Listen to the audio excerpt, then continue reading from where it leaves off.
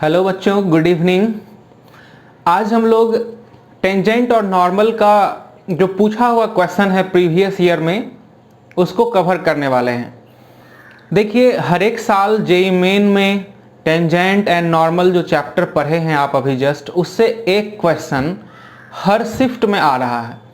जैसे कि पिछले साल 2019 में जो एग्ज़ाम हुआ था उसमें 3 क्वेश्चन आया था आपका जनवरी वाले में, और फिर 3 क्वेश्चन जो है आपका अप्रैल वाले में आया था। तो हर एक सेशन में लगभग जो है ना एक क्वेश्चन पूछ ही देता है टेंजेंट एंड नॉर्मल से। 3 जो क्वेश्चन था वो अलग अलग शिफ्ट का बात कर रहे हैं। 3 अलग अलग शिफ्ट में 3 क्वेश्चन आया था। तो किस तरह से बनाएंगे क्वेश्चन, आज हम लोग उसको डिस्कस करने वाले हैं।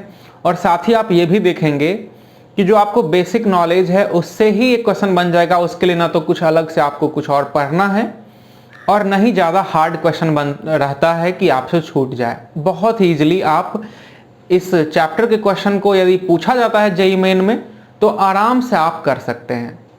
और इस बार भी पूछेगा ही, क्योंकि जेईई मेन में ऐसे ही सीबीएसई से बहुत सारा जो चैप्टर हटाया है तो चैप्टर कम हुआ, तो जो चैप्टर है उससे पूछने का चांस ज़्यादा बढ़ गया। तो टेंजेंट एंड नॉर्मल से एक क्वेश्चन तो रहने ही वाला है। तो चलिए देखते हैं हम लोग आज प्रीवियस ईयर में पूछे गए क्वेश्चंस, जिसमें कि सबसे पहला क्वेश्चन लिए हैं हम यहाँ पे, क्वेश्चन नंबर 1, जो कि जेईई 2019 में पूछा गया है। और देखिए इस क्वेश्चन में क्या कह रहा है। 4 ऑप्शन दिया हुआ, एक ऑप्शन चुनना है आपको। कह रहा है if the tangent to the curve this. देखिए टेंजेंट और नॉर्मल में क्या है, एक कर्व दिया रहेगा, मतलब एक कर्व होता है, इक्वेशन उसका, एक पॉइंट जिस पे आप टेंजेंट या नॉर्मल ड्रॉ करते हैं। 2 चीज हुआ। तीसरा होता है स्लोप ऑफ टेंजेंट और स्लोप ऑफ नॉर्मल, और चौथा होता है equation of tangent and equation of normal, और 5वां होता है एंगल बिटवीन टेंजेंट्स या एंगल बिटवीन नॉर्मल्स, या एंगल बिटवीन, उसी को बोल सकते हैं एंगल बिटवीन टेंजेंट को ही बोला जाता है एंगल बिटवीन कर्व्स। तो यही जो 5 चीज है वही इतना ही चीज है टोटल इसमें। पैरेलल, परपेंडिकुलर, ये सब जो लिखा हुआ है तो पहले से जानते हैं आप 2D ज्योमेट्री से। तो इन्हीं 5 चीज में से कुछ दिया रहेगा, कुछ निकालना होगा। तो देखिए इस क्वेश्चन में क्या निकालना है। If the tangent to the curve y this, तो एक चीज तो मिल गया, टेंजेंट का कर्व का इक्वेशन मिल गया, कर्व का इक्वेशन मिल गया। कहा है x belongs to real number और x का वैल्यू ±√3 नहीं हो सकता। क्यों नहीं हो सकता? क्योंकि ±√3 पे y अनडिफाइंड हो जाएगा, नीचे 0 हो जाएगा। At a point alpha beta point दिया हुआ है, on it is parallel to the line this. देखो ये एक लाइन है, लाइन का इक्वेशन है, इसके पैरेलल क्या है, टेंजेंट है। और टेंजेंट किस पॉइंट पे खींचा गया है, अल्फा बीटा पे, जो कि 0 0 नहीं हो सकता। अल्फा बीटा का वैल्यू 0 0 नहीं हो सकता, 0 0 के अलावा कोई भी पॉइंट संभव है।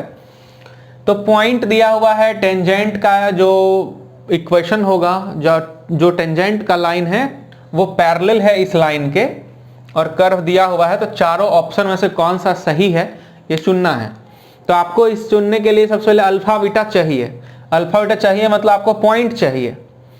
तो मान लीजिए कि ये कर्व है और इस पे ये पॉइंट है अल्फा कॉमा बीटा, और इसी पे आप टेंजेंट ड्रॉ किए हुए हैं, और ये टेंजेंट है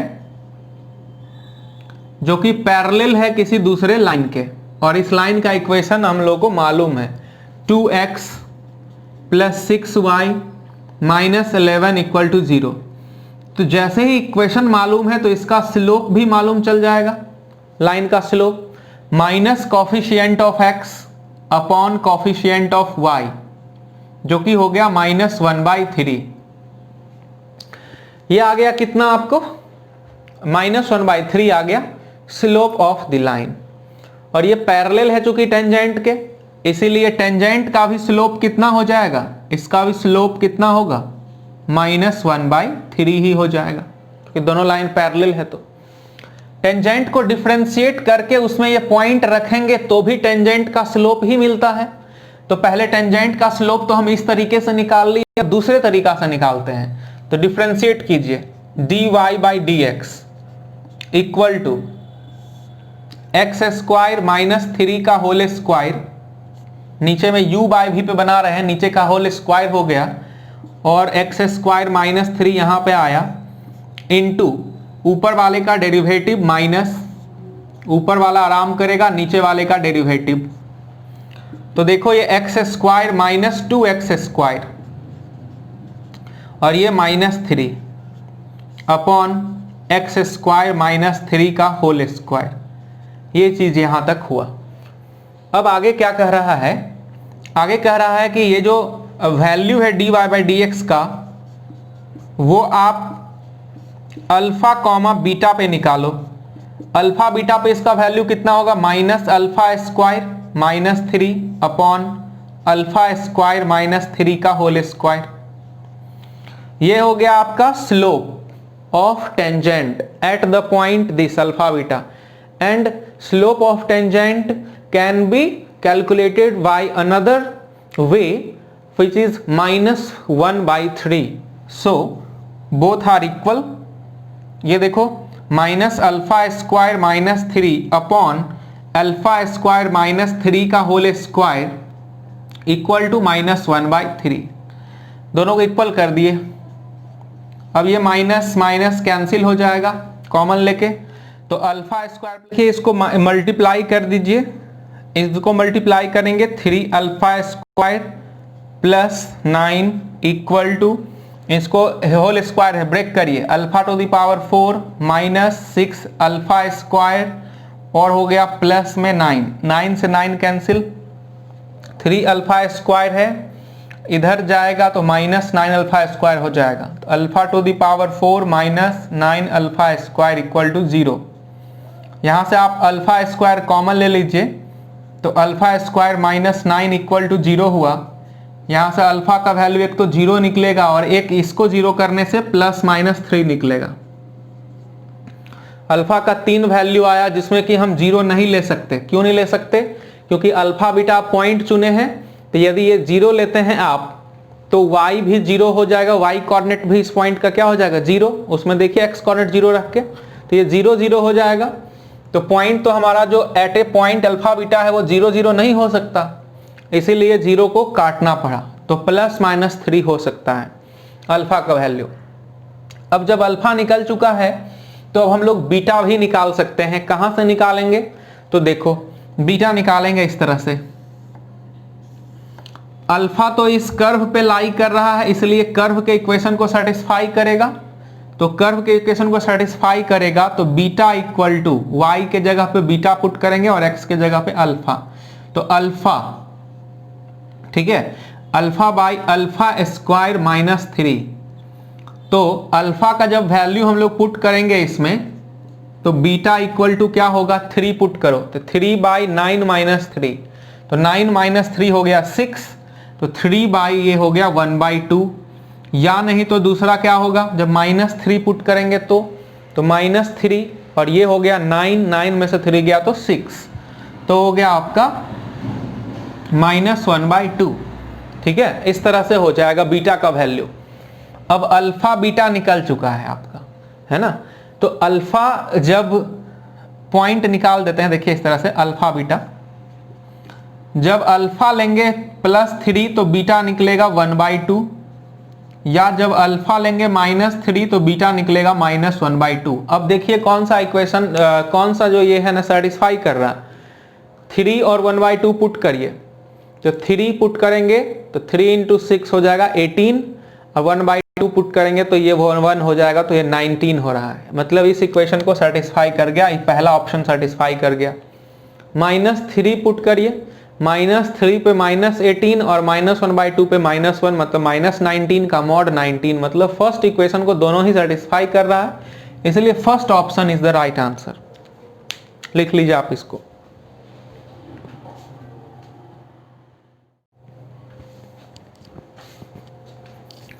देखिए पहला क्वेश्चन जो था वो कितना ही आसान तरीके से बन गया, है ना। उसी तरह से देखिए आप दूसरा क्वेश्चन भी, पैटर्न मतलब कॉन्सेप्ट वही है, कॉन्सेप्ट कुछ भी अलग नहीं है, बहुत आराम से आप इसको भी बना सकते हो। देखो, let S be the set of all values of X, है ना। ये सारा क्वेश्चन बनाने का ये उद्देश्य है आपको कि ये पता चले कि किस तरह का क्वेश्चन इस चैप्टर से आता है जेईई मेन में, और आपको कॉन्फिडेंस महसूस हो, कॉन्फिडेंस आए आप में कि हाँ बन जाएगा इस चैप्टर का क्वेश्चन। बनेगा या नहीं बताइए, है ना। चल देखिए, set of all values of x, S क्या है, set of all values of x, मतलब एक्स का वैल्यू निकालना होगा आपको, ये बात तो समझ में आ गया। For which the tangent to the curve this, देखिए कर्व का इक्वेशन फिर से दे दिया एक बार। कर्व का इक्वेशन किस पॉइंट पे, x, y पे टेंजेंट का बात कर रहा है, जो कि पैरेलल है ना। इन दोनों पॉइंट को मिलाने से जो लाइन बनेगा उसके। अब देखो कोई कर्व है, क्यूबिक इक्वेशन है, क्यूबिक इक्वेशन है, कर्व है, ऐसे बना लिए। अब इस पॉइंट पे टेंजेंट है, ये टेंजेंट है कोई, इस पॉइंट पे टेंजेंट मान लिए, ये है x, y, ठीक है।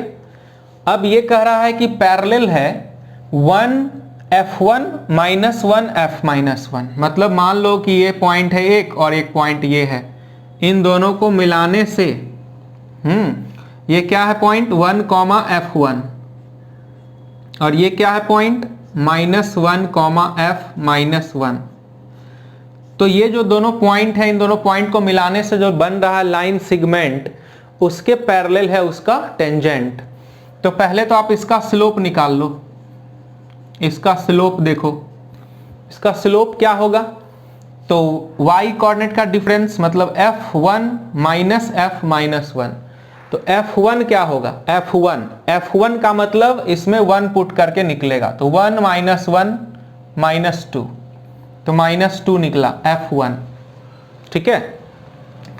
फिर माइनस ये y कोऑर्डिनेट इसका, तो f माइनस 1 कैसे निकलेगा, तो -1 माइनस 1, तो -2 और +2 0 हो जाएगा, अपॉन 1 माइनस -1, तो देखो ये -1 आ रहा है स्लोप, स्लोप हो गया -1, यहां से आप देख सकते हैं, ठीक है।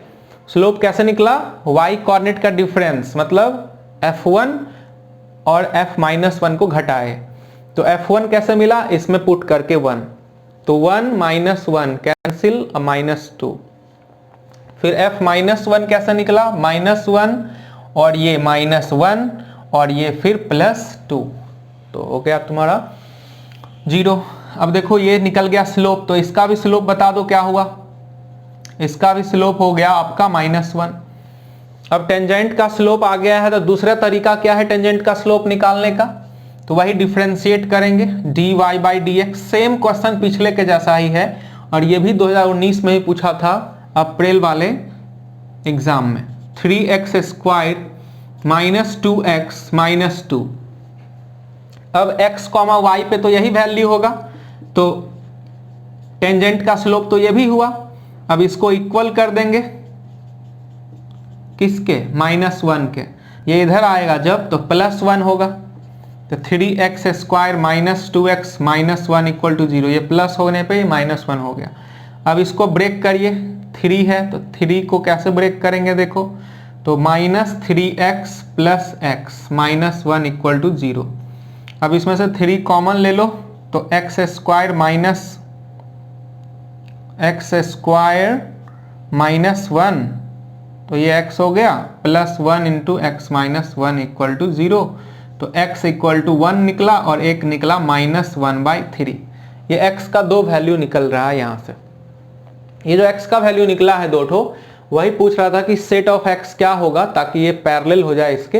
देखिए 1 और -1/3, तो 1 और -1/3 ऑप्शन नंबर सी है, तो यही आंसर हो गया आपका। बहुत ही इजीली क्वेश्चन जो है सो आप बना दिए हैं, देख लीजिए, है ना, ये कितना आसान क्वेश्चन था, समझे। तो देखिए इस तरह से जेईई मेन में जो क्वेश्चन पूछ रहा है ना, हम बताए आपको पहले ही 5 चीज है इसमें। एक है आपको कर्व का इक्वेशन, दूसरा पॉइंट जिस पे टेंजेंट नॉर्मल खींचते हैं, तीसरा slope of tangent and normal, चौथा equation of tangent and normal, और पांचवा कॉन्सेप्ट जो है वो एंगल का है। तो इसमें जो हम लोग यूज किए हैं वो पॉइंट था, देखो आपका x, y दिया हुआ, स्लोप हम लोग निकाल लिए 2 तरीके से। एक तरीका स्लोप निकालने का डिफरेंशिएट करके, और एक तरीका जो है ना ये लाइन बोला था कि दूसरे लाइन के पैरेलल है, उससे पैरेलल लाइन का कॉन्सेप्ट यूज करके। तो दो तरीका से स्लोप निकाले, इक्वल किए और डायरेक्टली बन गया ये क्वेश्चन। तो आसान था बहुत ज्यादा। लिखिए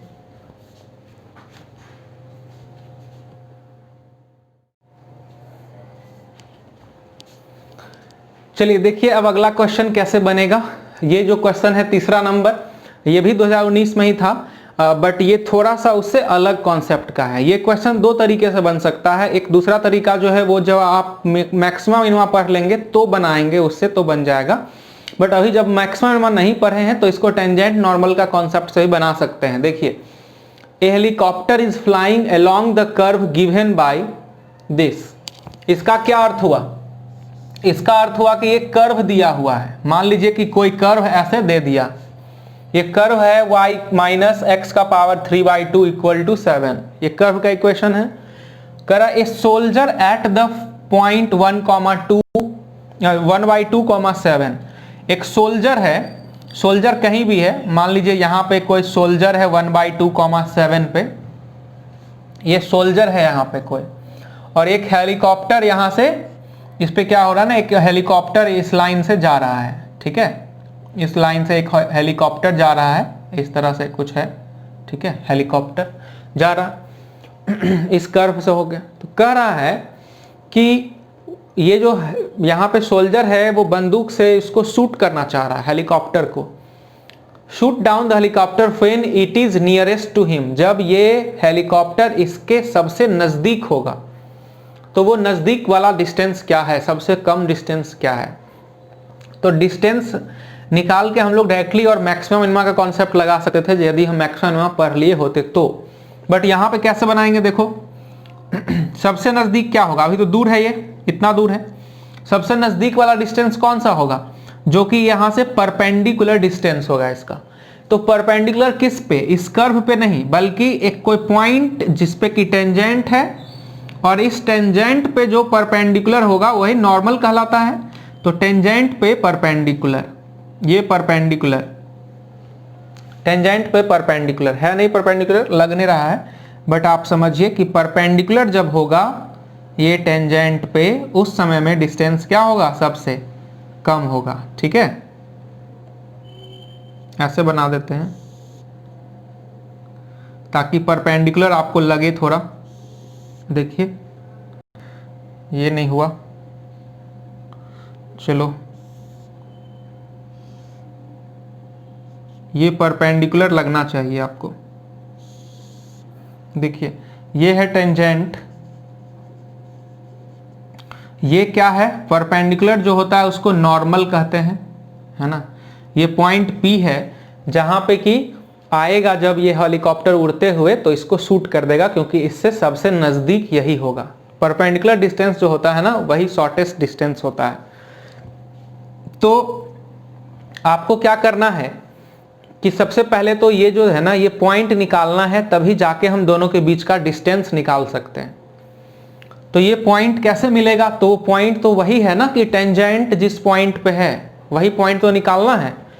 तो वो पॉइंट हम लोग पहले क्या कर लेते हैं, मान लेते हैं कुछ भी इस पॉइंट का कोऑर्डिनेट x1, y1 मान लिए। अब टेंजेंट का जो है वो स्लोप निकालिए आप, slope of tangent at x1, y1। तो slope of tangent at x1, y1 के लिए आपको क्या करना होगा, इसको डिफरेंशिएट करना होगा। तो चलिए डिफरेंशिएट करते हैं, dy/dx बराबर, है ना, ये 7 का तो 0 हो जाएगा, और ये माइनस में है उधर जाएगा तो प्लस में हो जाएगा, और 3/2 इंटू एक्स का पावर में माइनस होगा 1 इसमें से, तो 1/2 हो जाएगा पावर। देखो ये डिफरेंशिएट कर दिए तो dy/dx का वैल्यू आया। अब एट x1, y1 पे इसका वैल्यू कितना होगा, slope of tangent, slope of tangent बराबर 3/2 इंटू x1 का पावर 1/2। x1 दे दिया x के जगह पे। अच्छा, अब इसी पॉइंट x1, y1 पे जो टेंजेंट नहीं नॉर्मल है, ये नॉर्मल जो है, नॉर्मल का स्लोप क्या होगा बताओ, स्लोप ऑफ नॉर्मल। तो ये दो पॉइंट पता है आपको, इन दोनों पॉइंट में y2 माइनस y1 कीजिए तो y1 माइनस 7 y कोऑर्डिनेट का डिफरेंस अपॉन x कोऑर्डिनेट का डिफरेंस, तो x1 माइनस हाफ, ऐसे।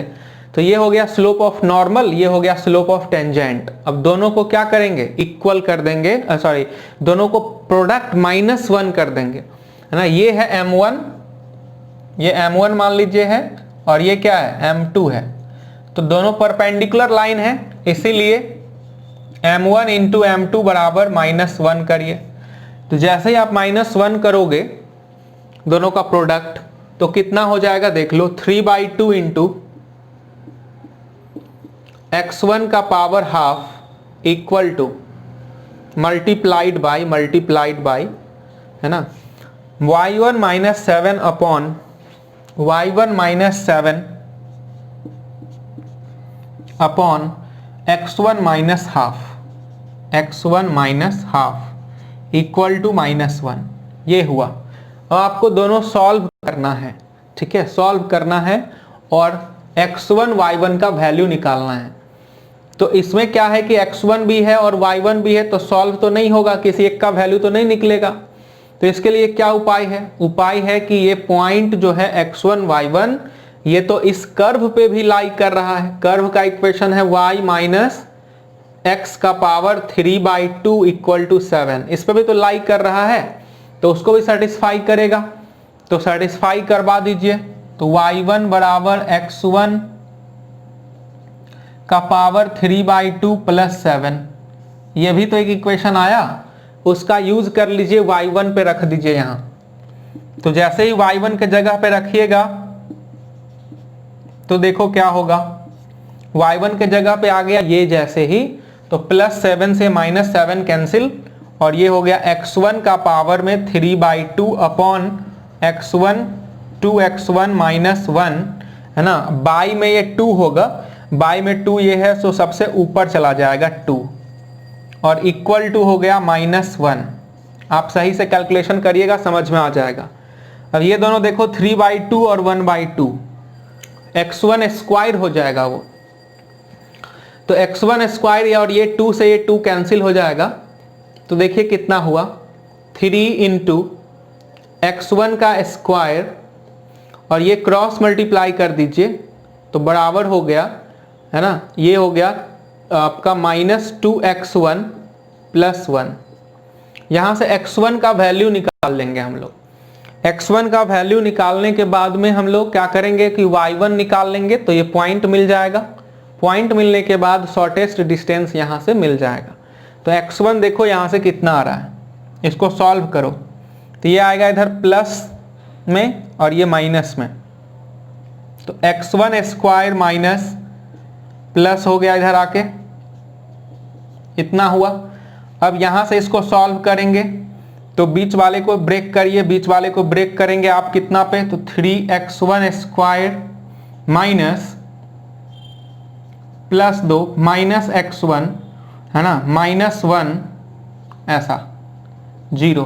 तो देखो 3x1 कॉमन लेंगे और यहाँ से -1 कॉमन लेंगे, तो 1/3 निकलेगा एक वैल्यू, 1/3 निकलेगा एक वैल्यू, और एक वैल्यू निकलेगा -1। अब यहाँ पे क्वेश्चन में बोला था कि x ग्रेटर इक्वल 0 होना चाहिए, मतलब ये जो पॉइंट इस पे है ना वो ग्रेटर इक्वल 0 है सब, तो हम लोग -1 को छोड़ देंगे, -1 नहीं लेंगे क्योंकि ये नेगेटिव है। बोला था ना हर एक पॉइंट जो इस पे x है वो पॉजिटिव होना चाहिए, तो ये तो इसी पे पॉइंट है लेकिन उसका वैल्यू एक -1 आ गया इसलिए उसको छोड़ेंगे। तो 1/3 हुआ x1 का वैल्यू। तो x1 यदि 1/3 देंगे यहाँ पे तो y1 कितना निकलेगा, तो यहाँ पे देख के देखो 1/3, तो 1/3 का पावर 3/2, 1/3 का पावर 7 प्लस 1/3 का पावर में 3/2, ये y कोऑर्डिनेट निकला। अब दोनों के बीच का डिस्टेंस, ठीक है, दोनों के बीच का डिस्टेंस ये आप बताइए, 1/3 का पावर में यदि पावर में 3/2 है तो ये कितना होगा, तो ये होगा आपका 1/3 का पावर यदि होल स्क्वायर रहता, है ना, और फिर उसका रूट होता तो 1/3 होता, तो 1/3 रूट अंडर 3 ये हो रहा है इसका वैल्यू, 1/3 रूट अंडर 3। इसको सॉल्व कर देते हैं तो देखो 1/3 रूट अंडर 3, उसको जब सॉल्व करेंगे तो ये आएगा। दोनों के बीच का डिस्टेंस निकाल लो डिस्टेंस फॉर्मूला से, तो डिस्टेंस फॉर्मूला लगाइए अब आप। तो देखिए डिस्टेंस फॉर्मूला कितना होगा, लगाने के बाद 1/3 में से 1/2 घटाइए, होल स्क्वायर कीजिए, प्लस इसमें से इसको घटाइए तो 7 7 कैंसिल हो जाएगा, तो 1/3 रूट 3 का होल स्क्वायर होगा और रूट ये डिस्टेंस होगा। तो देखो यहां से 2 - 3 तो 1/6 मतलब 1/36 और प्लस 1/9 × 3 27, एलसीएम ले लो 27 और 36 का, तो कितना हो गया, तो देखो आपका ये हो गया आपका आके 36 और 27, तो 9 है ना। अब देखिए यहाँ के 4 तिया 12 नमा 108, 108 आ रहा है, ठीक है। तो 108 यहाँ पे आ गया। अब 108 के बाद देखिए 36 से आप काटिए इसको, चलिए 36 से 3 टाइम कटेगा, तो 3 टाइम कटेगा तो यहाँ पे 3 प्लस 27 27 से 4 टाइम्स कटेगा तो 4 आएगा यहाँ पे, तो रूट अंडर इतना, तो ये कितना हो गया 108 को हम लोग लिख सकते हैं 12 × 9, तो 12 × 9 लिख सकते हैं, तो 9 का 3 बाहर आ गया, 12 में को लिख सकते हैं 4 × 3, तो 6 आ जाएगा बाहर, तो 7 है ना, यहाँ पे देखिए जरा सा 7/3 रूट के अंदर रह जाएगा और 1/6 बाहर आ जाएगा। ये ऑप्शन नंबर हो रहा है इतना, ये ऑप्शन नंबर सी हो रहा है आंसर, ठीक है, शॉर्टेस्ट डिस्टेंस निकल गया।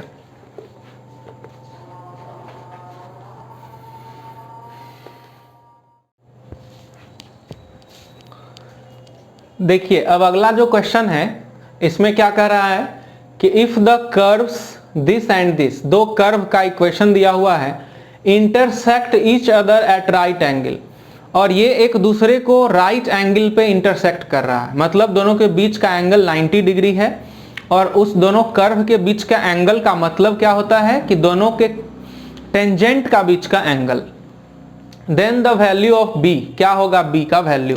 मान लीजिए कि कर्व ये है, कर्व ये है, दोनों एक दूसरे को किसी पॉइंट पे इंटरसेक्ट कर रहा होगा, मान लीजिए अल्फा बीटा पॉइंट है, x1 y1 पॉइंट है, कुछ भी पॉइंट है मान लीजिए आप, दोनों का जो टेंजेंट है इन दोनों के बीच का एंगल कितना बोला है 90 डिग्री बोला है, ठीक है, इस P पॉइंट पे। तो आपको क्या करना है सबसे पहले कि इसको डिफरेंशिएट करके इसका स्लोप निकाल लेना है टेंजेंट का, हाँ, इस पे जो टेंजेंट बनेगा उसका स्लोप, तो 2y × dy/dx डिफरेंशिएट किए तो आ गया इतना, तो dy/dx आ गया यहाँ से 2 से कटा 3/y, और एट P पॉइंट पे यदि पूछा जाए तो स्लोप क्या होगा, इसका स्लोप m1 मान लेते हैं, एट पॉइंट P m1 बराबर 3/बीटा, y के जगह पे बीटा पुट कर दिए 3/बीटा, ठीक है, एक तो ये हो गया। दूसरा इसको डिफरेंशिएट कीजिए 18x plus 2by × dy/dx equal to 0, पहले भी इस तरह क्वेश्चन हम लोग कर चुके हैं, 9x plus by × dy/dx equal to 0, यहां से dy/dx आ गया, कितना आएगा dy/dx, ये जाएगा उधर तो -9x अपॉन by। अब इसमें हम लोग एट P पॉइंट, ठीक है, m2 इक्वल टू, m2 निकाल रहे हैं, m2 मतलब ये इस टेंजेंट का स्लोप है, तो पॉइंट पुट करो इसमें x के जगह पे अल्फा और b बीटा, ऐसे पुट कर दिए, तो m1 मिल गया है, m2 मिल गया है, मतलब दोनों का स्लोप मिल गया है टेंजेंट का। दोनों कर्व पे जो टेंजेंट है उसका स्लोप मिल गया है किस पॉइंट पे, पॉइंट पी पे। पॉइंट पी अभी पता नहीं है, बट पॉइंट पी जो है ये दोनों ही कर्व पे लाई कर रहा है, तो दोनों ही इक्वेशन को सेटिस्फाई करेगा, इसका भी सेटिस्फाई करेगा, इसको सेटिस्फाई करेगा, तो beta square equal to 6 alpha होगा, एक तो ये, और दूसरा 9 alpha square plus b beta square equal to 16 होगा। दोनों ही इक्वेशन को, कर्व के दोनों ही इक्वेशन को सेटिस्फाई करेगा अल्फा बीटा, क्योंकि दोनों ही कर्व पे अल्फा बीटा लाई कर रहा है। अब इन दोनों का प्रोडक्ट कितना कीजिएगा, m1 इंटू m2 -1। एक तरीका था कि पहले हम लोग दोनों को सॉल्व करके और पॉइंट निकाल लेते, बट पॉइंट निकालेंगे उसमें बी अननोन ही रहेगा, वो भी तरीका है, पहले पॉइंट निकाल लेते, है ना, माने यहाँ पे जो पॉइंट, तो पॉइंट निकाल लेते, तो ये नहीं करना पड़ता, तो फिर दोनों को डायरेक्टली पुट मल्टीप्लाई करते आ जाता, ठीक है। बट यहाँ पॉइंट नहीं निकाले अल्फा बीटा, इसलिए ये निकालना पड़ा है इक्वेशन। देखो m1 इंटू m2 -1, दोनों को product 3 by beta into -9 alpha by b beta equal to -1। -1 से माइनस कैंसिल, है ना, और ये हो गया आपका 9 into 3 27 alpha equal to b beta square. अब इसमें वैल्यू पुट कर दो बीटा स्क्वायर का 6 अल्फा, या फिर बी बीटा स्क्वायर का वैल्यू 16 माइनस 9 अल्फा स्क्वायर, कुछ भी रख सकते हो। तो बीटा स्क्वायर का वैल्यू हम 6 अल्फा यहां पुट कर रहे हैं, तो 6 अल्फा पुट करेंगे यहां पे, ठीक है। तो देखो 27 alpha equal to b into 6 alpha, alpha से अल्फा कैंसिल, तो b इक्वल टू 27/6, तो 27/6 कितना हो जाएगा, तो 3 से कैंसिल करो, 3 से 9 और 3 से 2, तो 9/2 आंसर आ रहा है, 9/2 लिखिए।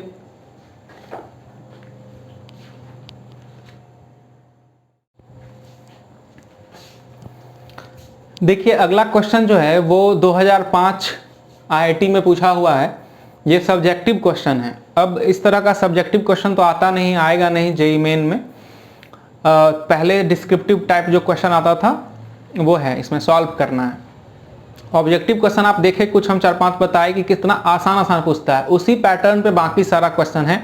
आप बहुत सारा क्वेश्चन पहले ही बना चुके हैं, तो बहुत ज़्यादा अंतर नहीं है। जेईई यदि आप बोर्ड के सिलेबस को बहुत ही अच्छे से कवर करते हैं, किसी एक बुक को बढ़िया से फॉलो करते हैं और अच्छे से क्वेश्चन सॉल्व करते हैं, तो आपको आराम से एग्ज़ाम के अंदर, जेईई मेन के अंदर 25 क्वेश्चन में से आराम से आप 20+ बना सकते हैं, बहुत ही आराम से।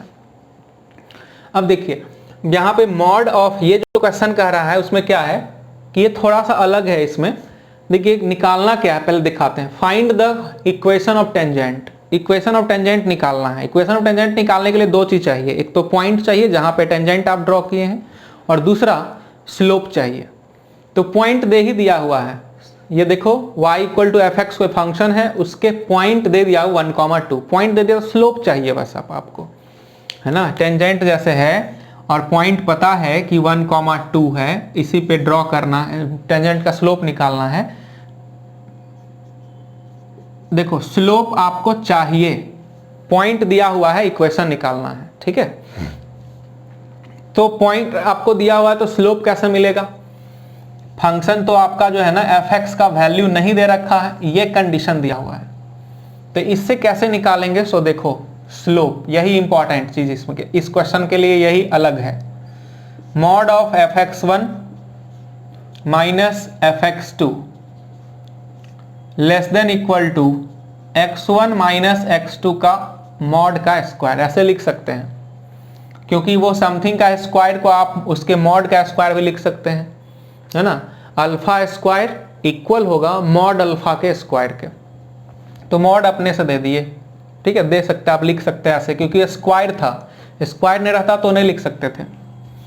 Mod of fx1 minus mod of fx2 upon, उधर से एक ले आइए x1 माइनस x2 का मॉड, आप वहां से इधर नीचे कर लिए और साइन नहीं बदलेगा, क्योंकि पॉजिटिव चीज आप लाए उधर से, यहाँ पॉजिटिव, वहाँ स्क्वायर था ना, एक ले आए इधर नीचे, पॉजिटिव था ना, मॉड लगा हुआ था इसलिए ले आए आप यहाँ पे, साइन वैसे ही सेम टू सेम रह गया। अब इसको देखो, ऊपर नीचे दोनों मॉड लगा हुआ है तो एक साथ लिख सकते हैं ऐसे, fx1 minus fx2 upon x1 minus x2 का मॉड,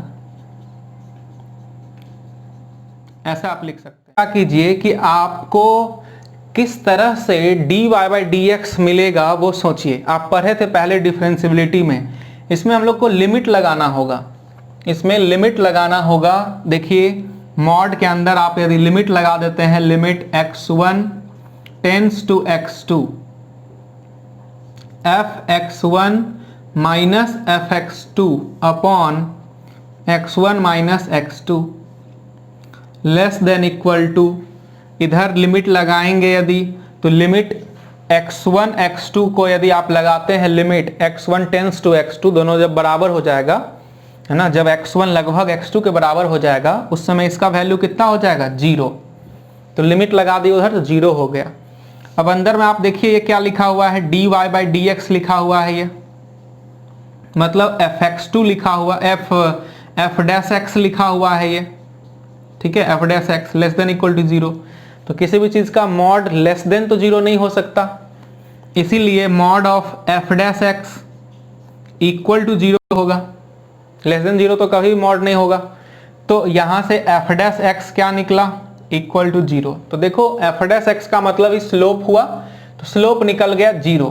तो इसीलिए equation of tangent, equation of जो टेंजेंट निकला y माइनस y1 2 है, equal to slope x minus x1, तो y इक्वल टू 2 आ गया आंसर। यहाँ पे आप यदि आपको समझ में आया तो जरा सा याद करिएगा, ये पढ़े थे आप, limit h tends to 0 f x plus h minus f x upon h, यही पढ़े थे आप ना, f डैश x का मतलब। अब इसी में क्या है ना कि x1 माइनस x2 को यदि h मान लिया जाए, इसी में सोचिएगा जरा सा, इसी में यदि x1 माइनस x2 बराबर h मान लिया जाए तो ये नीचे में h हो जाएगा, ठीक है। तो x1 बराबर क्या होगा, h plus x2, h plus क्या हो जाएगा, x2 होगा। तो वही लिखा हुआ देखो, h प्लस x2 है, x1 है कि नहीं, नीचे में h है और h टेंस टू 0 है। तो x1 टेंस टू x2 जो लिखे हैं इसका मतलब क्या हुआ, x1 x2 दोनों लगभग बराबर हो। तो दोनों जब लगभग बराबर होगा उस समय में इसका वैल्यू क्या होगा, 0, मतलब h टेंस टू 0। तो यही जो इक्वेशन है ना उसी के इक्विवेलेंट है, ये बात समझ रहे हैं आप, तो इसी के इक्विवेलेंट है, ठीक है। इसीलिए हम उसको f डैश x लिखे हैं अंदर में, समझ के बात आप। चलिए, तो ये हो गया f डैश x, आपका काम जो है सो खत्म हो गया। अब यहाँ से हम लोग एक क्वेश्चन को बना लिए, ठीक है। तो इस तरह से आप देखें कि किस तरह टेंजेंट नॉर्मल का क्वेश्चन बहुत ही आसान आता है जेई के अंदर में, आप आराम से बना सकते हैं क्वेश्चन को। तो इसलिए इस पे आप प्रैक्टिस कर लीजिए ताकि आप यदि दें यदि एग्जाम तो छूटे नहीं। यदि आप बोर्ड केवल देने वाले हैं तो आपको जो पहले तक का वीडियो, इस वीडियो से पहले जितना वीडियो पढ़ा है वो सारा बढ़िया से देख के बना लेना है, आपको बोर्ड एग्जाम में भी क्वेश्चन एक भी नहीं छूटेगा। Okay, bye, good night.